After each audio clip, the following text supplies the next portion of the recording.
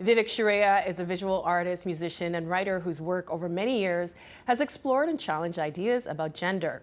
Her latest book, I'm Afraid of Men, has captured the attention of a wider audience and sparked conversations about identity and what it means to be a man. We're pleased it brings Vivek Shraya to our studio. It's nice to have you here. Thanks for having me. So who is Vivek Shraya? I just said who you are. Yeah, you just told me. But who is Vivek Shraya? Well, first and foremost, I'm an artist, and I have immigrant parents. I'm queer. I'm trans. I'm a lover and a fighter. Yeah, I don't know. When did you first start to question your gender identity? I mean, it's interesting because I don't know that I had access to that kind of language when I was growing up in Edmonton in the 80s and 90s. For me, I came out as trans 2 years ago. In your 30s? Yeah, in my 30s, so I was 35. And again, you know, people are often like, when did you transition?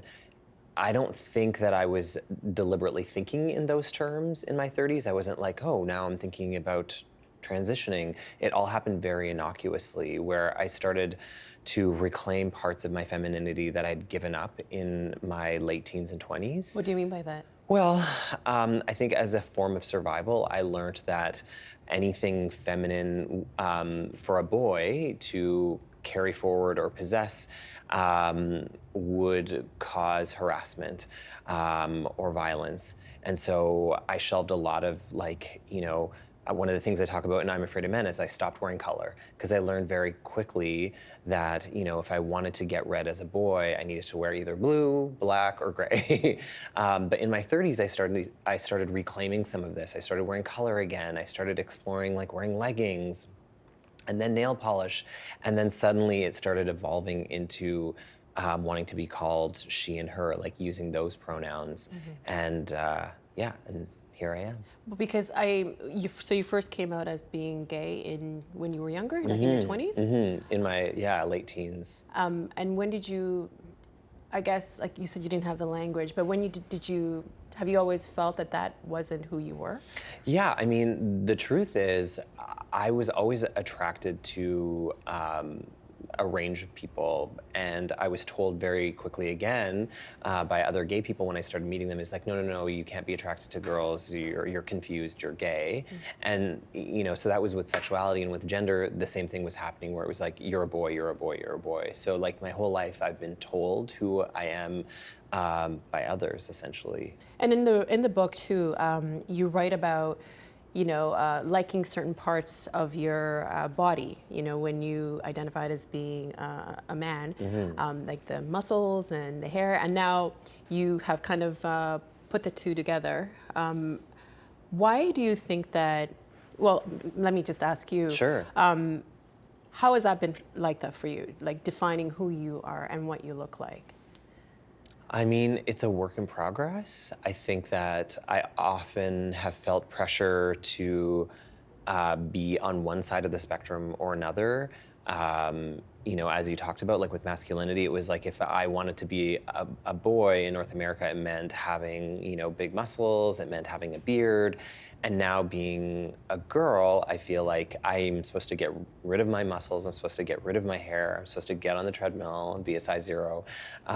So for me, I think the difference now between what I went through in my 20s and what I'm going through with transness is I refuse in a lot of ways to give in to this pressure. So for me, you know, having hairy legs, keeping my hairy chest, like those things feel like important parts of asserting who I am in this world, even if it doesn't match our ideas of womanhood or girlhood. And the book has a kind of like a double meaning, the title. Mm-hmm. I'm afraid of men on one side, on mm-hmm. the other side, men are afraid of me. Mm-hmm. Why are you afraid of men?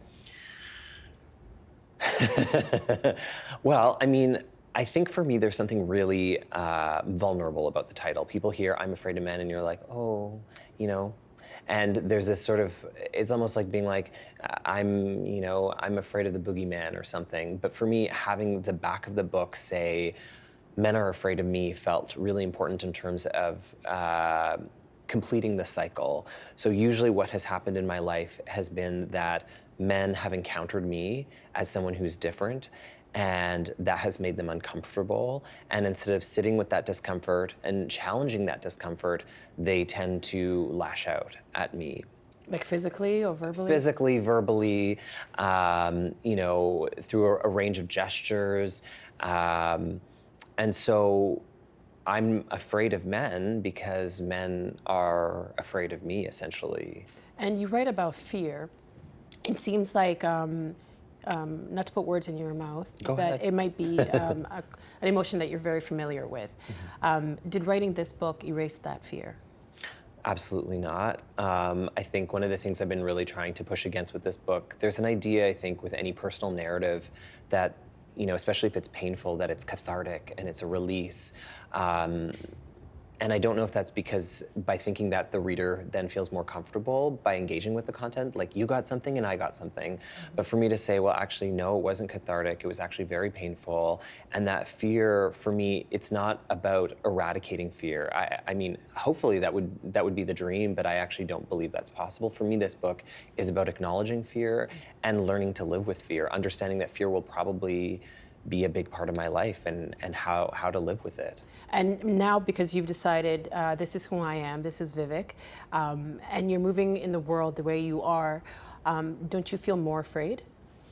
I do, absolutely. Yeah, I mean, I'm very fortunate to have, an art career. So that means that like I can, look like this right now with you or on stage. But in my day-to-day life, I'm very, very cautious about how I present myself and what spaces I'll wear makeup in, what spaces I'll wear a dress in, because, the truth is trans women and trans women of color are, under attack on a regular basis. And so for me, I'm always thinking about my safety. And I'm glad you mentioned the intersectionality.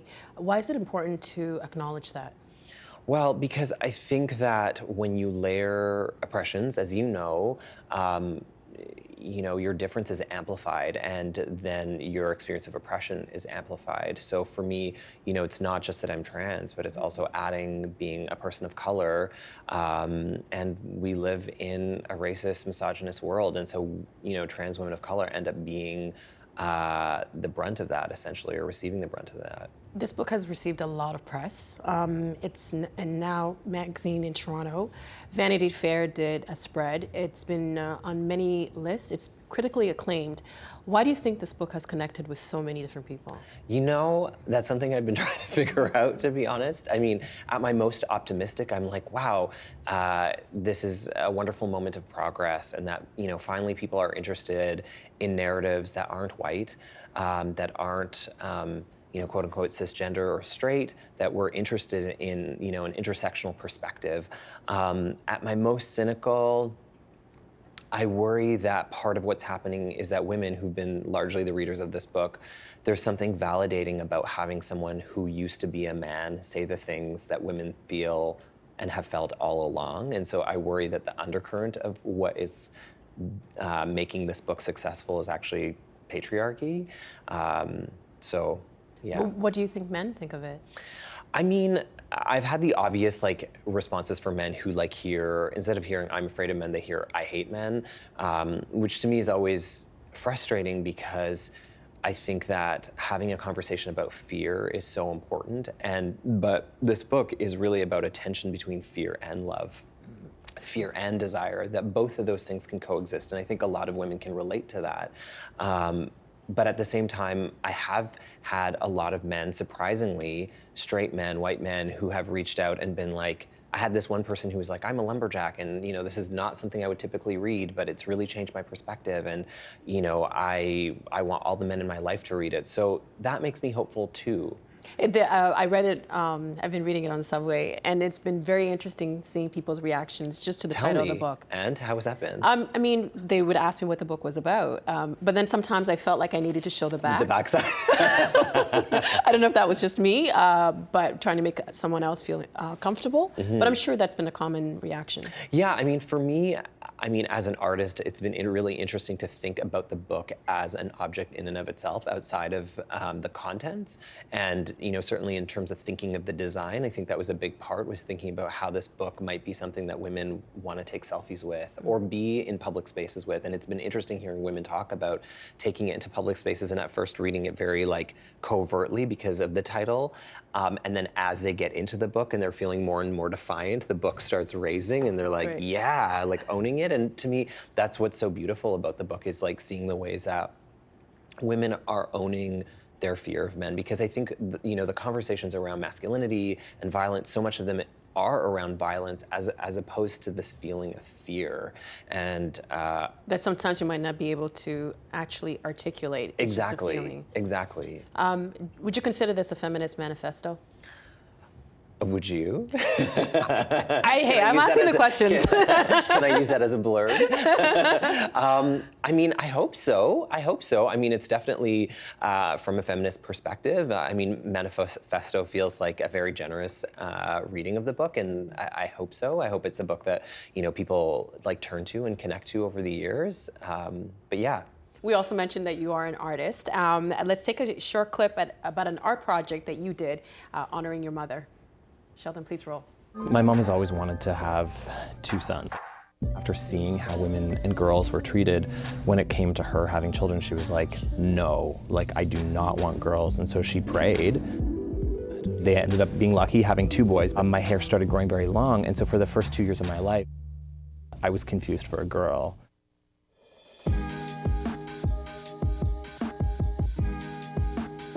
I remember as a child, watching my mom getting dressed up and putting on makeup and just being so fascinated.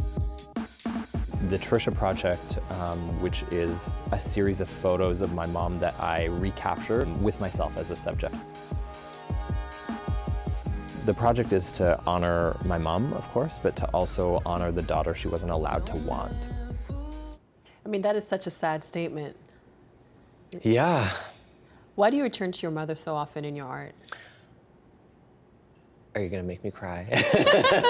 No, truthfully, my mom has been first and foremost, one of the few people in my life in Edmonton who didn't chastise me for my gender creativity. So when I showed interest, I talk about this in I'm Afraid of Men, where I showed interest in her Jordache jacket, and she was never like, that's a woman's jacket. I never ever heard, when I showed interest in my mom's makeup or earrings or anything like that, I never heard that's for women.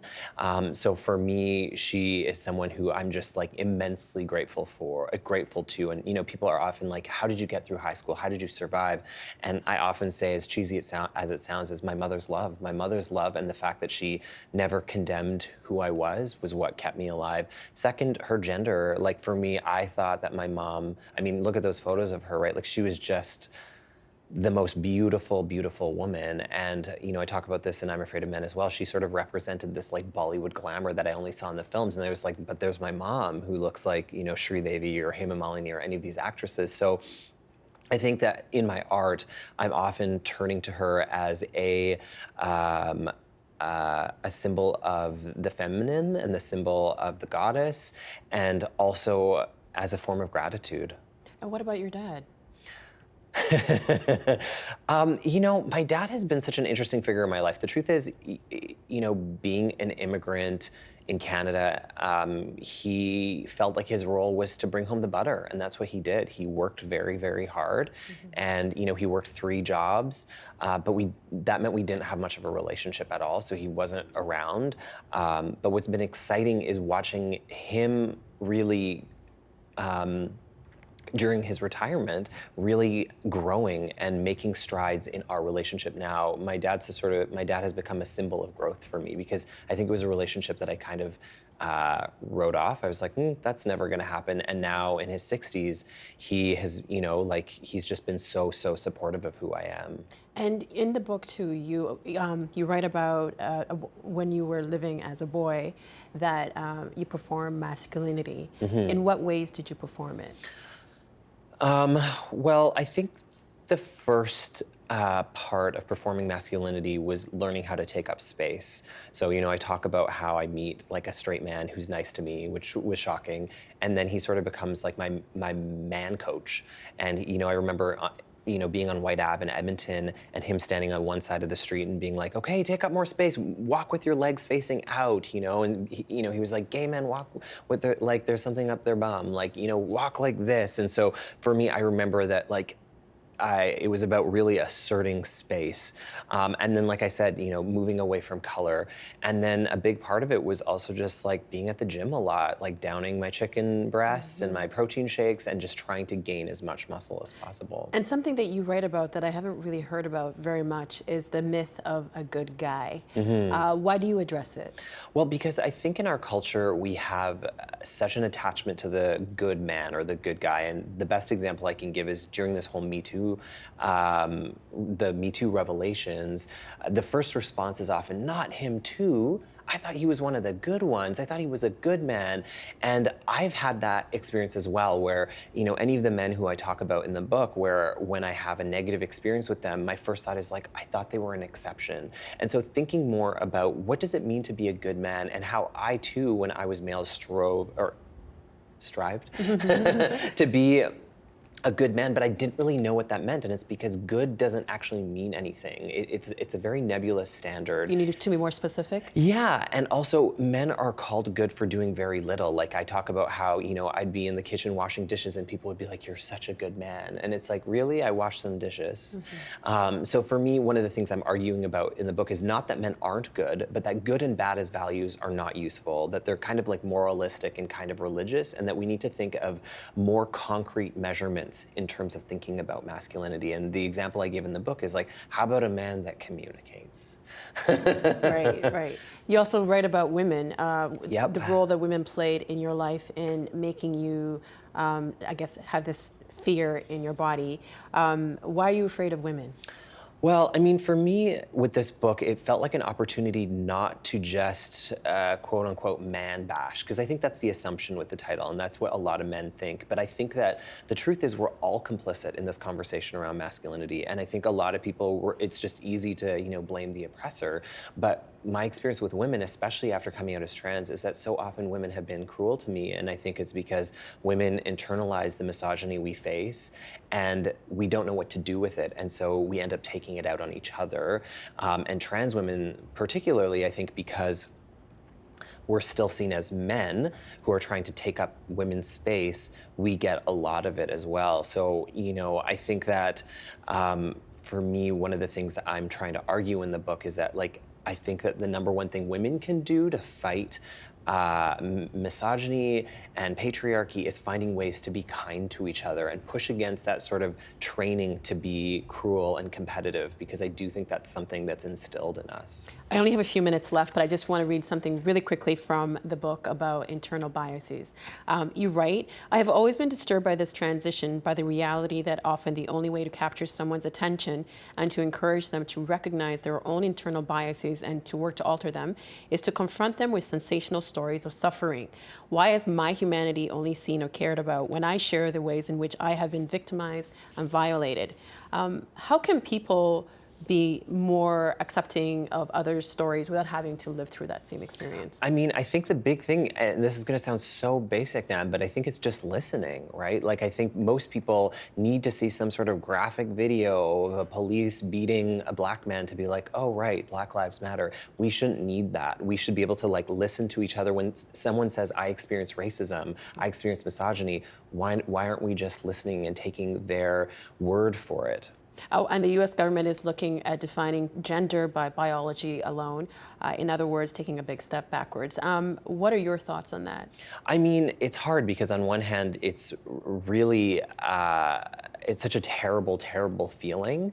But on the other hand, it doesn't surprise me because my day-to-day experience of transness is one in which most people don't see trans as a legitimate gender anyways. So I think all I can do is keep living my truth and keep supporting my communities and, try to mobilize other people to support trans people as well. And if someone who's watching and maybe their child is going through the same experience you went through, what kind of advice would you give them? I mean, I think the number one thing parents can do, again, is listen to your child. I think what I hear so often is like, but what if they're confused? What if they don't know? And trans and queer people are often robbed of ambiguity and confusion. A, confusion is not a bad thing. B, confusion is often wielded as a way to negate the sort of agency of the child. And for me, going back to my teenage years, I knew who I was, but everybody around me was telling me I wasn't who I was. I think one of the questions that's asked a lot is, what if they change their mind? Right. And what if they do? That's okay. But also, what if they change their mind, again, is a way to rob them of agency, right? So I think it's like really trusting that a child knows who they are and give them the room and space to grow into who they are. And what do you hope this book does? I hope this book inspires more conversations like this. I hope that the biggest thing that I hope is that the book allows us to think beyond the binary, to move away from terms like masculine and feminine. Anytime you see a boy, wearing, a lipstick, or a girl having short hair, I would love to see us move away from being like, that's too masculine, or that's too feminine, or that's too manly, or that's too girly. Vivek, it's been a pleasure. Thank you for being here. Thanks for having me.